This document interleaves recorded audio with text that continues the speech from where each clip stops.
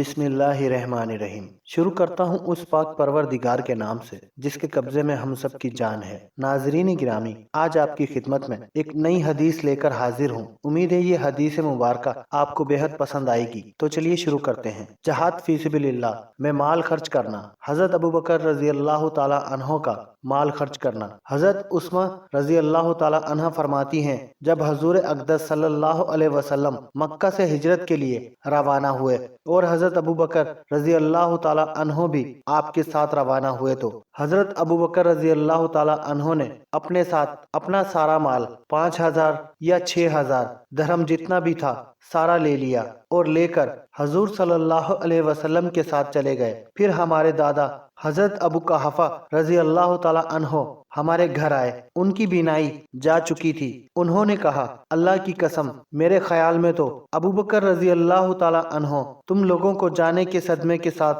مال کا صدمہ بھی پہنچا گئے ہیں، یعنی خود تو وہ گئے ہی ہیں، میرا خیال یہ ہے کہ وہ مال بھی سارا لے گئے ہیں اور تمہارے لیے کچھ نہیں چھوڑا ہے۔ میں نے کہا، دادا جان، ہرگز نہیں، وہ تو ہمارے لیے بہت کچھ چھوڑ کر گئے ہیں، اور میں نے چھوٹی چھوٹی پتھریاں لے کر گھر کے اس طاق میں رکھ دیں جس میں حضرت ابوبکر رضی اللہ تعالی عنہ اپنا مال رکھا کرتے تھے۔ اس زمانے میں درہم و دینار چھوٹی پتھریوں کی طرح کے ہوتے تھے، لہذا درہم و دینار کے سائز کی پتھریاں رکھی ہوں گی۔ پھر میں نے ان پتھریوں پر ایک کپڑا ڈال دیا۔ پھر میں نے اپنے دادا جان کا ہاتھ پکڑ کر ان سے کہا، اے دادا جان، اپنا ہاتھ اس مال پر رکھیں۔ چنانچہ انہوں نے اپنا ہاتھ اس پر رکھا۔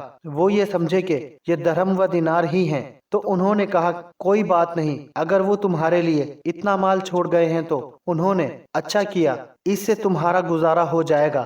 حضرت عثمہ رضی اللہ تعالی عنہ کہتی ہیں، اللہ کی قسم، انہوں نے ہمارے لیے کچھ نہیں چھوڑا تھا، لیکن میں نے یہ کام بڑے میاں دادا جان کی تسلی کے لیے کیا تھا، اور یہ پہلے گزر چکا ہے کہ حضرت ابوبکر رضی اللہ تعالی عنہ نے غزوہ تبوک میں اپنا سارا مال جو کہ 4000 درہم تھا خرچ کیا تھا۔ ناظرین گرامی، آج کی یہ ویڈیو بس یہیں تک۔ امید ہے یہ ویڈیو بھی آپ کو بے حد پسند آئی ہوگی۔ ویڈیو پسند آنے کی صورت میں ویڈیو کو لائک اور شیئر ضرور کیجیے گا، اور کمنٹس باکس میں اپنی رائے کا اظہار بھی ضرور کیجیے گا۔ اسی کے ساتھ آپ کا دوست رانا خالد آپ سے اجازت چاہتا ہے۔ پھر ملیں گے کسی نئی کہانی کے ساتھ، تب تک کے لیے اللہ ہم سب کا حامی و ناصر۔ اللہ حافظ۔ السلام